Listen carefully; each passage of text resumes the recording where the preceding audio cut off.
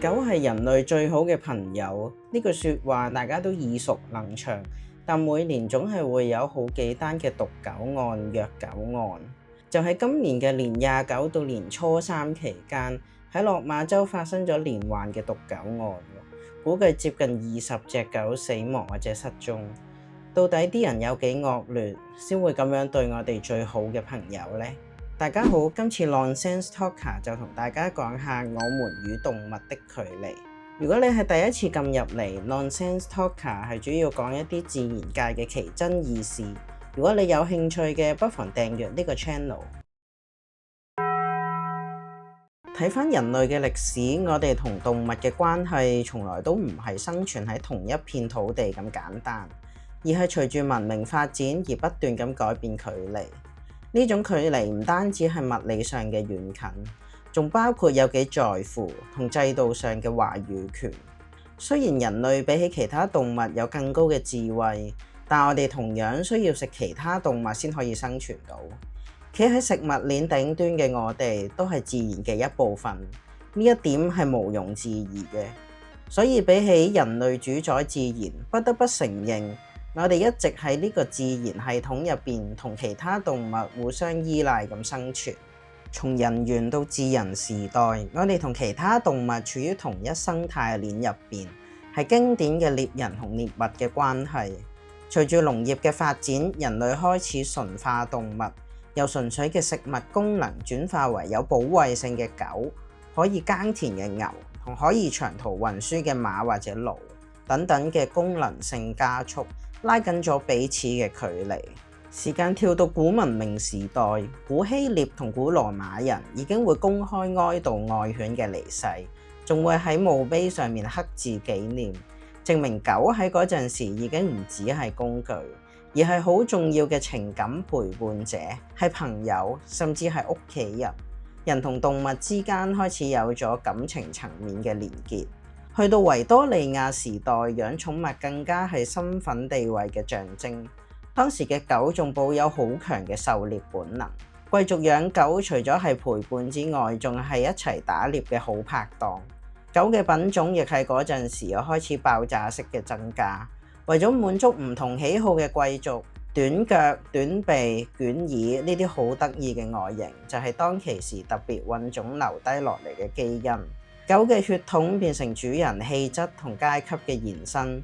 連寵物都要論資排輩，反映出人類點樣用一套等級觀念去看待其他生命。不過呢個又係另一個 Nonsense Talker 嘅 topic， 日後有機會再同大家講。到咗今日嘅城市生活，寵物仍然係一種身份嘅象徵同埋價值觀嘅展示。就係今年嘅5月8號，立法會正式生效寵物友善食肆牌照政策。政策一出，隨即引起激烈嘅討論，民意亦都非常之兩極。有人歡喜，有人愁。皆因有啲缺德嘅狗主直接用餐廳嘅碗碟、餐具嚟餵狗食嘢。有人仲話邊間係寵物友善嘅餐廳我就唔去啦，唔想同啲狗選同一對筷子。至今仲未有進一步嘅消息去消除部分公眾嘅疑慮。一方面，政策拉近咗主人同狗喺公共空間嘅距離；另一方面，又令到部分冇養寵物嘅人覺得食飯嘅空間被侵佔，顯示呢個唔再係私人選擇，而係整個城市一齊要諗嘅社會問題。其實寵物友善相關嘅政策都唔係第一日推行。有唔少嘅商場早就打住寵物友善嘅旗號招來，表面上寫住寵物友善商場，但實際上就要推車或者入袋先入得。呢種安排其實只係唔想有麻煩嘢要處理咯，係友善咗啊，但唔多咯。除咗寵物同家畜之外，野生動物都影響住我哋嘅生活。喺以前，我哋會覺得自然入邊嘅動物都係可以被掠奪同擁有嘅資源，但係我哋從法治同觀念上都有所改變，由擁有轉為保護，承認動物唔再係我嘅嘢，而係有自我價值嘅生命。無論係農業發展定係城市發展，都需要大量嘅土地資源，即係代表自然資源會越嚟越少，壓縮咗野生動物嘅生存空間。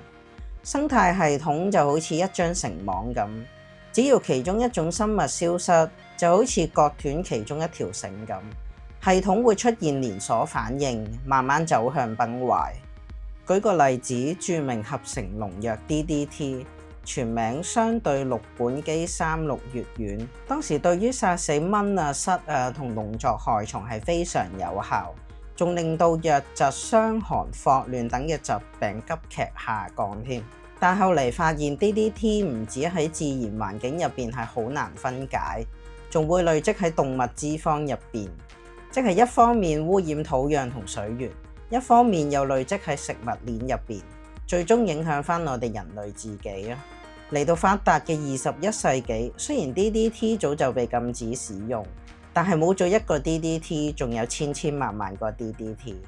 大企業為咗自己嘅利益，對於犧牲自然環境係完全唔 care 嘅。根據 WWF 嘅研究，由上世紀70年代到而家，全球野生動物族群嘅數量平均銳減73%，未來仲會有越嚟越多嘅物種走到滅絕嘅邊緣，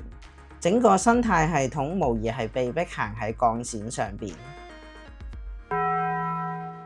與此同時，科學家都積極研究基因工程同複製技術，試圖力挽狂瀾啊！不過動物嘅滅絕速度同過程始終係難以預計。科技就算幫到少少，始終取代唔到原本嘅生態，最多只係迫使我哋重新諗過，究竟應該點樣用、點樣對待其他動物，係繼續當佢哋係工具啊，定係當佢哋同樣有感受嘅生命呢？另一邊廂，動物福祉都係一個好重要嘅議題。動物展演、役用動物、工作犬，同一個場景可以衍生唔同嘅觀點與角度。有人認為可以好親近，可以一齊工作，但係有人覺得係一種利用，應該停止兼保持距離。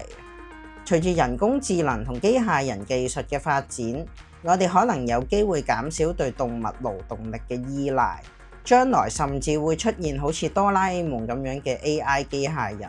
取代部分動物嘅工作。到時我哋同動物嘅關係又會再次被改寫。總括而言，人類同動物嘅距離會不斷變化，有時近，有時遠。由一開始嘅獵人同獵物，到家畜同寵物，到保育對象同實驗材料。但如果人類始終以主宰世界呢種高高在上嘅姿態嚟對待自然，認為人類可以決定動物嘅命運，總有一日會被大自然反噬。